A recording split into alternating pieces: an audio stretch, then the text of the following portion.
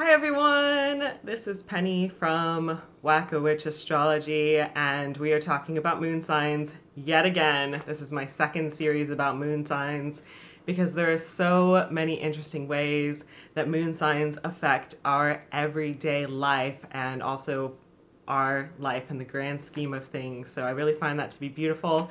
You can check out my other series about dealing with moon in the signs if you want to know more about the emotional process. But today we're talking about how moon in Leo affects your life path.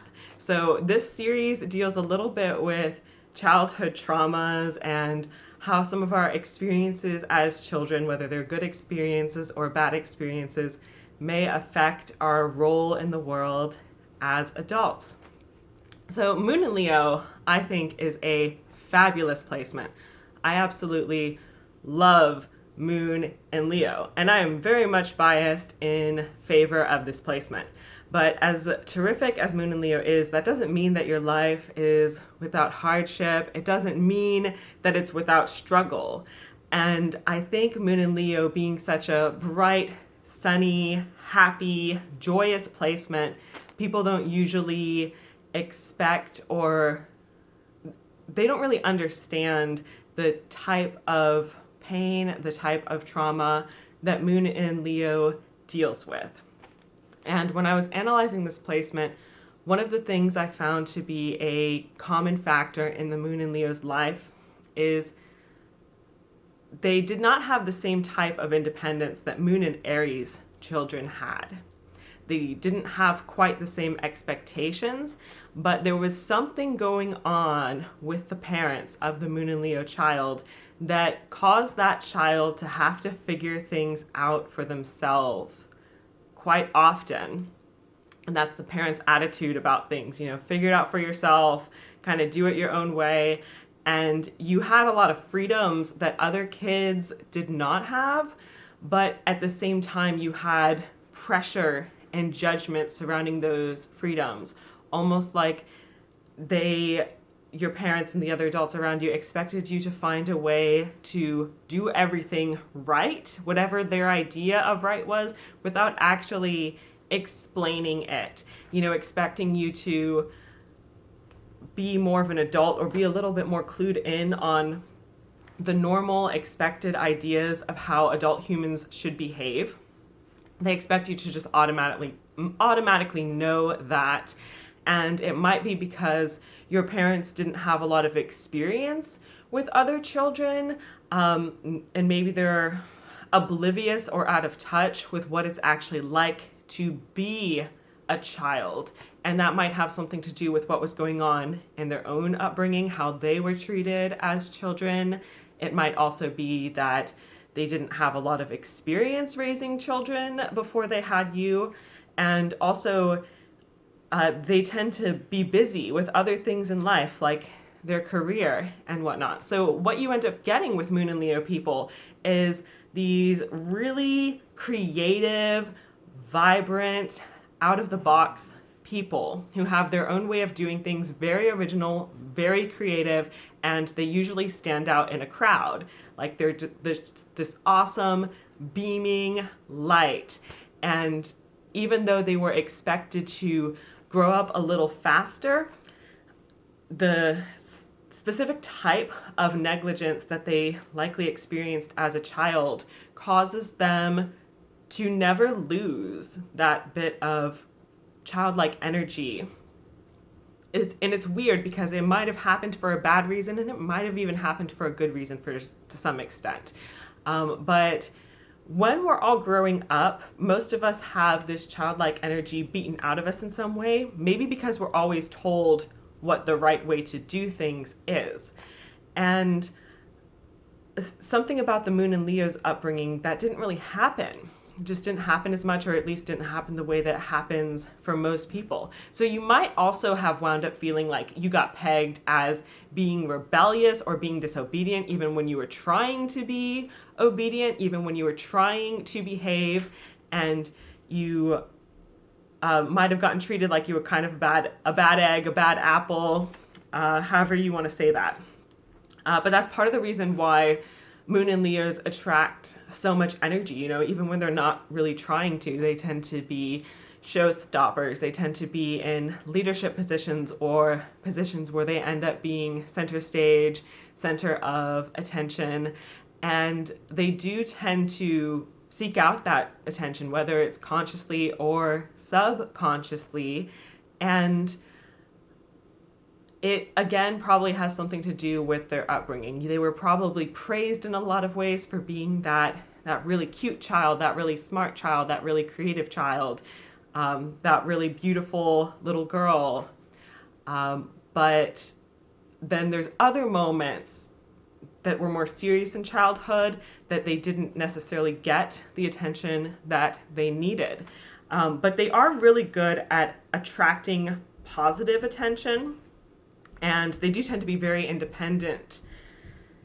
On the other hand, they have a habit of attracting negative attention because they attract people who are very judgmental. Whenever you start getting a lot of attention from people who don't know you very well, it's inevitable. It would happen to anyone where you get people who start criticizing you, who don't really understand you, who know nothing about you, nothing about where you come from, and they make all kinds of assumptions. And one of the assumptions they might make is that you have a perfect life and nothing bad has ever happened in your life, because something about your energy, it's a combination of being a little bit more on the aggressive side, but also a little bit more on the happy side. So you might be someone who jokes around a lot, who wears bright colors, who's very rainbowy, sunshiny, and maybe sarcastic as well, just finding different ways to joke based on other types of personality influences that you have. You like to have a good time, you like to have fun. And Moon in Leo also tends to have that childlike innocence to them, where they would never want to do anything to actually hurt another person. And it's not only because there's that part of them that never really grew up that is always going to be the eternal child, because no one forced them to grow up, at least not in certain ways, but also because they do tend to have a lot of pain, but they don't get a lot of sympathy for their pain. So whereas there's a lot of other placements where people can see our pain easily, people can understand us, people can relate to us, when people interact with the Moon and Leo person, they don't normally see pain. They don't normally understand that that's pain there underneath all of this happy energy. They don't understand it. They don't see that it's there. And because of that, the Moon and Leo person, in a lot of ways, becomes more compassionate, becomes more sensitive, becomes more aware that other people must be in pain too. Kind of aware that it's the norm. And for the most part, they don't do things to intentionally hurt other people.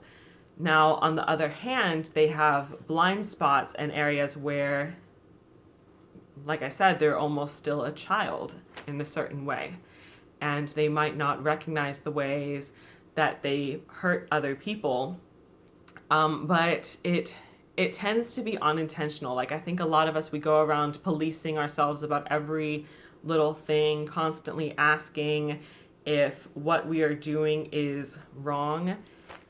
And a lot of Moon and Leo people, I think, just didn't really get policed in that way. And it's ironic because they would get in trouble for the most random things that didn't really make sense. But then a lot of times when they did something that most kids would have gotten in trouble for, the Moon and Leo kid, for some reason, didn't get in trouble for those things.